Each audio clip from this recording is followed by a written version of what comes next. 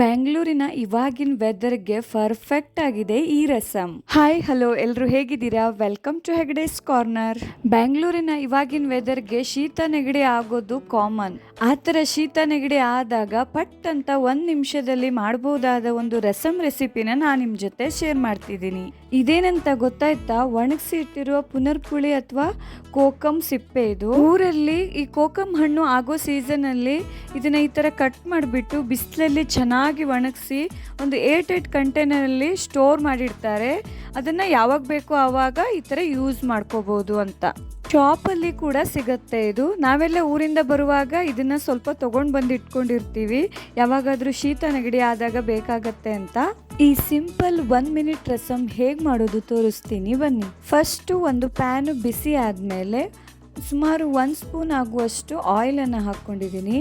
Oil ಬಿಸಿ ಆದಮೇಲೆ ಅರ್ಧ spoon ಆಗುವಷ್ಟು ಜೀರಿಗೆ ಹಾಗೆಯೇ ಅರ್ಧ ಸ್ಪೂನ್ ಆಗುವಷ್ಟು ಸಾಸಿವೆನ ಹಾಕಿದ್ದೀನಿ. ಇವಾಗ 2 ಒಣಮೆಣಸನ್ನು ಈ ಥರ ಕಟ್ ಮಾಡಿ ಹಾಕಿದ್ದೀನಿ. ಖಾರಕ್ಕೆ ಎಷ್ಟು ಬೇಕೋ ಅಷ್ಟು ಹಾಕ್ಬೋದು. ಹಸಿಮೆಣಸನ್ನು ಕೂಡ ಹಾಕ್ಬೋದು, ಬಟ್ ಹಸಿಮೆಣಸಿಗಿಂತ ಒಣಮೆಣಸು ಹೆಲ್ತ್ಗೆ ಒಳ್ಳೆಯದು ಅಂತ ಒಣಮೆಣಸನ್ನೇ ಯೂಸ್ ಮಾಡಿದ್ದೀನಿ. ಹಾಗೆಯೇ ಕರಿಬೇವನ್ನು ಹಾಕಿದ್ದೀನಿ. ಸ್ವಲ್ಪ ಇಂಗಿನ ಬದಲಾಗಿ ಬೆಳ್ಳುಳ್ಳಿ ಕೂಡ ಯೂಸ್ ಮಾಡ್ಬೋದು.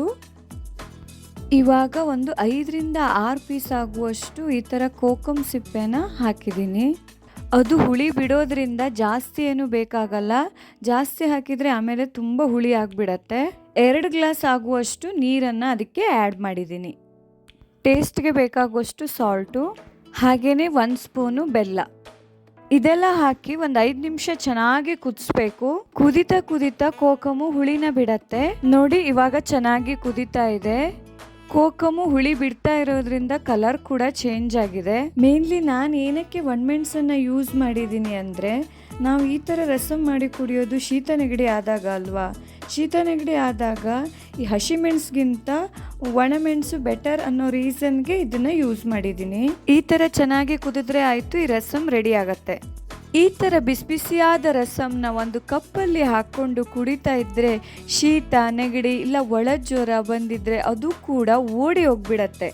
ಈ ಕೋಕಂ ಪಿತ್ತಕ್ಕೆ ಕೂಡ ತುಂಬ ಒಳ್ಳೆ ಔಷಧಿ. ಈ ರಸಂನ ಅವಾಗವಾಗ ಮಾಡಿಕೊಂಡು ಕುಡಿಯೋದ್ರಿಂದ ಈ ಥರದ ಹೆಲ್ತ್ ಪ್ರಾಬ್ಲಮ್ಸಿಂದ ದೂರ ಇರ್ಬೋದು. ಈ ರೆಸಿಪಿ ನಿಮಗೆ ಇಷ್ಟ ಆದರೆ ವಿಡಿಯೋನ ಶೇರ್ ಮಾಡಿ, ಲೈಕ್ ಮಾಡಿ ಮತ್ತು ಸಬ್ಸ್ಕ್ರೈಬ್ ಮಾಡಿ. Thank you for watching the video. Okay, bye.